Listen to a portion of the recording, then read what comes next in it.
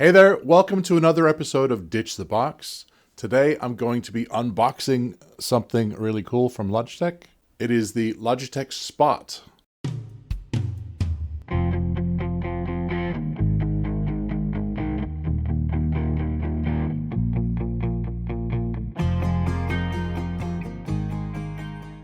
Right, so here is the box. I haven't opened it purposely.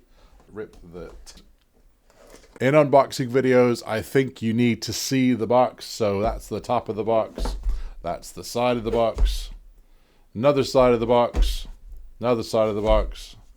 Another side of the box. And some stuff back there. Right, so now you've seen the box itself. Let's open the box.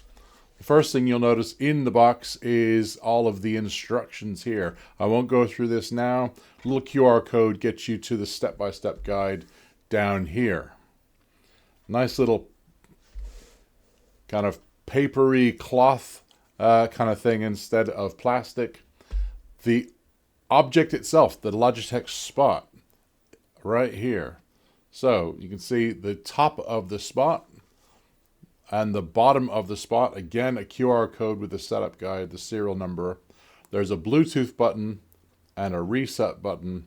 And then back here is where the big battery is. It's a kind of a long-lasting D-cell battery.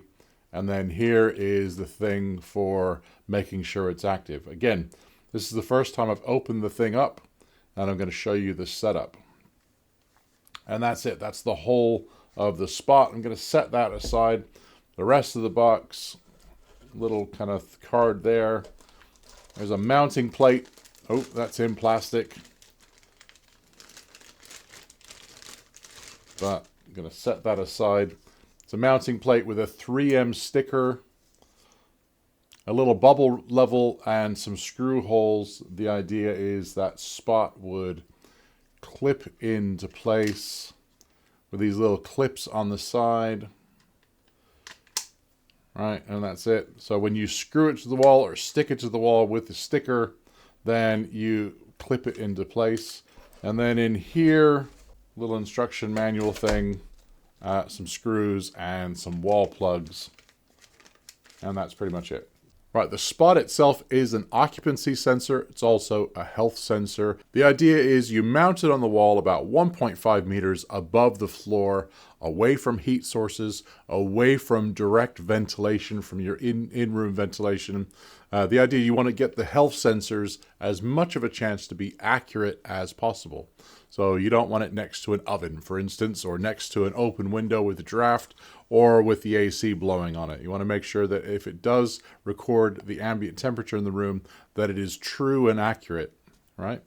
Spot also needs a CollabOS device or a LoRaWAN gateway. In my case, I'm going to use a CollabOS device.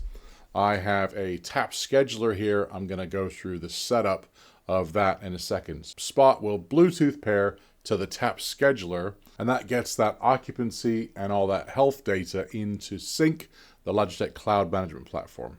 So the first up, you need to log into Sync. So I've got my Sync tenant here. I'm actually going to pick Dagobah. So I'm going to add the Tap Scheduler. I'm going to go into here and go into Settings, Device Settings. I'm going to provision to Sync. I'm going to enter a provisioning code. It's now connected to Sync. All right, next thing I want to do is actually remove this little tab here to get this device online. Now you can see it's actually active. Right, so next thing I want to do is add a sensor. So you can see I've got my Sync tenant here. I'm going to add the sensor. Now if I hit CollabOS device, it opens up a set of instructions. If I had the IoT gateway, I could add the IoT gateway. Everything else I need to do is actually on the Tap Scheduler. Next thing we need though is an update. So if you go to the Tap Scheduler thing here, you can see that I've actually got a new version of CollabOS available. If I press on update, it opens up and gives me the release notes. It was running 1.14. I'm going to update it, the latest publicly available version, 2086. I'm going to pause the recording while this is going on. Right, the device is updated now to 2.0.86. It is rebooted and into the Teams mode. You can see it's in the sync room configuration as healthy. You've seen me do this before. I'm going to do the remote UI access. Also enabled LNA for me. I'm going to go and continue. Right, so now I'm actually on the device itself. You can see I can go in here, go into device settings, admin settings. I can put in the password. So now I have peripherals, and in here I can do pair new device. So if I press pair, it tells me I can pair a Spot. In this case, I'm just going to press on the Spot and click next. Now it's asking me to press and hold the Bluetooth button. Right, it's now flashing. Probably just about see that. There you go. It's found the Spot, and I've tapped to pair. It's now pairing this Spot with the Tap Scheduler. There you go. It's all paired and ready. Now what it's doing is actually updating the Spot to the latest firmware. This will take a few seconds. It says about 2 minutes. I'm going to pause the recording while it does that. Right, so the update is finished. What I can do now is I can tell it some details. So first is the installation height. So the actual height in meters. Well, the other thing I can do is actually set the occupancy zone. So the idea with the occupancy zone is actually you can tell it what size room you actually have and the area that you want the Spot to detect. So think about, a large room, you can set it to the maximum, which is 4 meters either side. So that's 8 meters in width and 8 meters in depth. So quite a large room for one device. But if you've got a booth space, for instance, you only want to set it to the floor plan of the actual booth space. You don't want to start registering occupancy on your booth when somebody walks past the front, if it's got a glass front, for instance. I don't know exactly where I'm going to set this area. Maybe I only want to set the occupancy when I sit down at my desk, 1 by 1 meter and a depth of, let's say 2 meters, actually the length of my desk. So I'm just going to do that and press confirm. And then you press next. All right, so that's all of the room details. I can also add additional details like dimensions. So the dimensions of the room are actually a depth of 5 meters, a depth of 3 meters by 5 meters by 2.5 meters. I can press add. I can also say that I've got openable windows and a seat count, which I can then decide. I could do that in sync as well. I can also decide to add the details later. I'm just going to press next. So it's updating the room details. So you've got the actual Spot there.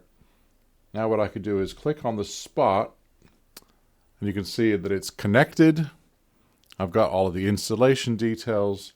And then crucially, what I can do is I can test the sensor, and then it will give me the data for the room. It's only been connected for a couple of minutes or so. Obviously, it's not going to give any meaningful data after a second. It needs a little while to kind of figure out what's going on in the room and all that sort of thing. Right, it's been some time. It's actually the next day, the late afternoon the next day, and I have data actually on Spot. So without further ado, let's go to the browser. So I'm in sync. I'm actually in Insights inside of the room itself, and you can see that this is live data. Basically, the Spot is picking up all of these air quality and temperature and basically health data about the room. Yesterday it was showing the CO2 was quite high. I was actually out most of the day today, so maybe I need to open a window sometimes. Temperature yesterday was around 24.5. It's now 21.9. Humidity around 40%. Volatile organic compounds and particulate matter kind of okay-ish, right? So it's saying the room score is 77% and an air quality issue is detected. Improve the ventilation in the room. Yeah, I mean, that's pretty much what I probably need to do. I've got a home office here in the garden. It's got double glazing, and I never open the windows because in the winter it is cold outside. So I do need to open the windows and actually improve the ventilation a little bit. Other things to show you, you can see that Spot is connected. The battery is at 100%. It actually reports on all that data. And in the system, you can choose between low power or building standard. So if you choose low power, it basically just does an infrequent test about every 5 minutes to test for new room health data, temperature, and all that sort of thing. In that mode, the battery can last up to 4 years. If you put it into building standard mode, then you actually get more frequent data, and it will actually affect the battery life. And if you connect it via USB-C, which you can just see down there, then you can put it on high frequency and it's just testing all the time. Also on the device itself, so this is remote UI on the Tap Scheduler. Under peripherals, you got wireless peripherals. You can see it there. You can see that it's paired and connected. I've got the room occupancy stuff already there. And if I go back to remote UI and then start that session, if I go back out of this and into device settings, then you've got peripherals and then there and then test sensor, and that gives you all that data as well. So there you go. And nothing left to say except for thank you very much for watching. If this has been useful, give me a like and share with your friends. If you want to see more content, subscribe for more content just like this on Logi and other team stuff. Thanks for watching. Catch you next one.